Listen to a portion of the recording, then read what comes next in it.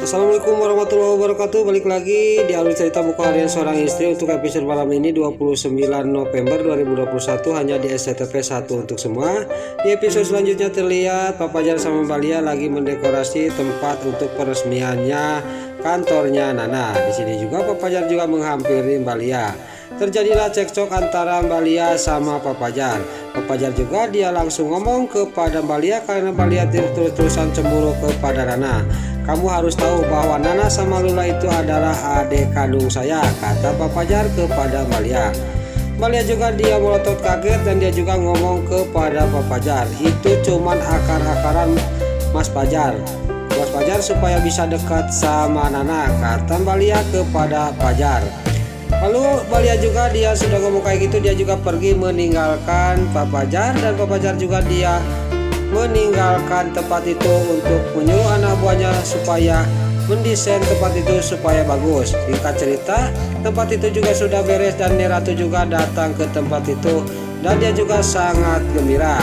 Lalu di sisi lain si Nurus Tunjung si Priska juga dia ngomong kepada Nana. Lalu Nana juga dia ngomong kepada si Priska, terima kasih, kata Nana kepada si Nurus Tunjung si Priska. Singkat cerita, pas lagi ngobrol tiba-tiba datanglah Mbak Lia. Lalu terlihat Papa Jar juga dia sangat kaget dan terkejut melihat mantan istrinya yang begitu cantik, dan di sisi lain si Broko Kroni juga dia manas-manasin Papa Jar. Tapi Papa Jar juga dia tidak terpancing emosi oleh si kadal buntung si Broko Kroni yang bibirnya kayak ember. Terlihat masih si Broko Kroni juga dia manas-manasi Papa Jar dan menghina-hina Papa Jar. Tapi Papa Jar juga dia masih dia ngomong dalam hatinya, saya harus bertahan, jangan sampai membuat keributan di tempat ini, kata Papa Jar, karena ini acara adik saya, kata Papa Jar dalam batinnya. Lalu di sisi lain si Nurus Tunjung si Priska dia ngomong dalam batinnya, kenapa si Kelvin sama si Alias Yatel tidak ada kesini, kata si Nurus Tunjung si Priska. Lalu terlihat Mbak Lia juga dia langsung naik ke panggung dan dia juga sambil memandang kepada mantan suaminya yaitu Papa Jar. Dia juga melantunkan lagu kesayangannya sambil memandang ke bawah, memandang mantan suaminya yaitu Papa Jar. Lalu di sisi lain di sini Mbak Lia juga ngomong dalam batinnya, saya baru pertama kali saya menyanyi disaksikan oleh Papa Jar, kata batinnya Mbak Lia. Lalu di sisi lain terlihat di rumahnya si Kevin yang lagi melaksanakan acara 100 harinya almarhum Bu Sari. Di sini juga dia mengadakan tahlilan.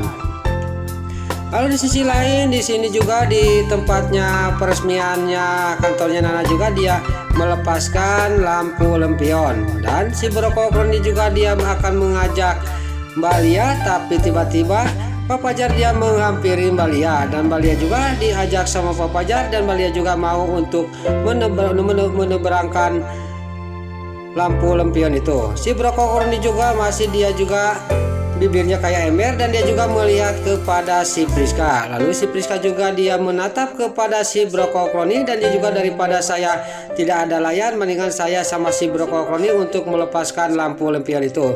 Tiba-tiba pas dia menghampiri si Broko Kroni datanglah si Livia dari toilet dan si Priska juga dia sangat kemaluan, dia juga langsung dia tungkul dan dalam batinnya ngomong, saya lagi-lagi malam ini dibikin sial.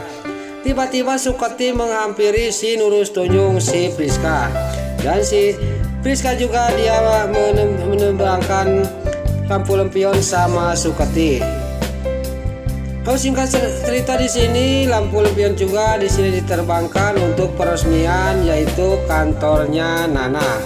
Terlihat Papa Jar juga sangat romantis sama Mbak Lia. Dia juga pas sudah menerbangkan lampu lampion, Papa Jar juga sama Mbak Lia juga dia melihatin lampu lampion itu. Tidak dia disadar, Papa Jar juga langsung dia memeluk Mbak Lia. Mbak Lia juga sangat kaget dan Mbak Lia juga sangat nyaman dipeluk oleh mantan suaminya. Dan dalam batinnya dia ngomong, mungkin ini saya harus membuka hati lagi kepada Mas Pajar, kata batinnya Mbak Lia sambil memandang wajahnya Papa Jar. Lalu Papa Jar juga tidak sadar bahwa dia dipandang terus oleh mantan istrinya yang lagi dikekewek sama dirinya. Lalu Papa Jar juga dia melihatin wajahnya Mbak Lia dan terjadilah pandang-pandangan. Dan dalam batinnya Pak Fajar dia ngomong, saya harus berterima kasih kepada Nana karena Nana sudah membuat acara ini, kata batinnya Pak Fajar. Lalu di sisi lain, di sini di rumahnya si Ken Kelvin yang sudah beres acara 100 harinya almarhum Bu Sari mamanya, tiba-tiba di depan lampu lampion itu yang diterbangkan dari acara peresmian kantornya Nana jatuh pas kena fotonya almarhum Bu Sari. Dan terjadilah di sini foto almarhum Bu Sari juga kebakar sama api itu. Dan di sini si Ken Kelvin juga sangat kaget dan semua orang yang ada di dalam yang lagi melaksanakan acara 100 harinya mamanya si Ken Kelvin yaitu Bu Sari. Si Ken Kelvin juga keluar dan dia juga sangat marah kepada dewa. Lalu dia juga langsung dia ngingkik, dia mau mendatangi tempat di mana peresmian kantornya Nana. Tapi di sini si alias Yate langsung dia nangkot di belakangnya si Ken Kelvin, menahan si Ken Kelvin untuk tidak jadi ke tempat itu. Lalu di sisi lain di rumahnya Tante Merin dia masuk lagi ke kamarnya bayinya yang dibuang ke dititipin di panti asuhan, yaitu adalah Pak Fajar. Dia sambil memandang foto itu. Lalu dia juga ngomong dalam batinnya, memang benar apa yang dikatakan Fajar kemarin, memang saya ini ibu yang tidak berguna yang membuang anaknya sendiri, kata dia sambil memandang foto itu.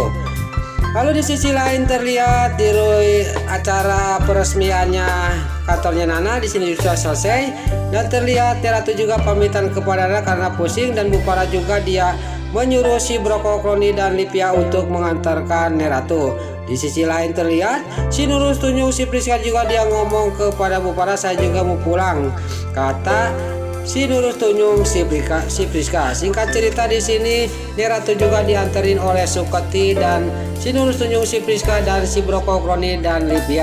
Lalu Nana juga dia ngomong kepada Bu Farah dia akan membawa Junior dari tempat ramai itu ke tempat yang sepi untuk menidurin Junior. Singkat cerita Nana juga sampailah ke taman sebelah dan dia juga sambil membawa main Junior. Tiba-tiba datanglah Pak Fajar menghampiri Nana. Di sini Nana juga ngomong kepada Pak Fajar sambil menyebut dia Pak Fajar.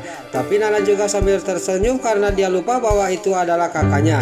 Lalu kemudian Nana juga dia memanggil Pak Fajar dengan sebutan kakak. Dia tidak sadar bahwa di sisi lain di sini Mbak Lia yang lagi mencari-cari Pak Fajar, tiba-tiba dia melihat Pak Fajar sama Nana. Di sini juga Mbak Lia juga mendengarkan pembicaraan Pak Fajar sama Nana karena Pak Fajar itu tidak akan mengizinkan menyanyi kalau tidak disuruh sama Nana. Terlihat Mbak Lia juga dia langsung pergi dari tempat itu dengan hati kecewa dan marah kepada Pak Fajar. Nah, itulah alur cerita buku harian seorang istri untuk episode malam ini 29 November 2021 hanya di SCTV 1 untuk semua. Sebelum Mimin pamit, bagi dulur-dulur, mama, tante-tante, bunda-bunda dimanapun Anda berada yang baru bergabung dengan channel ini, jangan lupa tekan tombol like, komennya, dan subscribe-nya. Dan jangan lupa nyalakan lonceng notifikasinya juga ya guys. Sebelum Mimin pamit, Mimin mohon maaf kalau ada salah-salah kata dan kata-kata Mimin balelo lobati soledat karena Mimin terus ngabudah. Mimin mohon maaf. Dan juga bila mana ada suara-suara di luar terdengar, Mimin mohon maaf. Sekarang Mimin pamit. Wassalamualaikum warahmatullahi wabarakatuh. Salam sehat selalu dimanapun Anda berada. Terima kasih.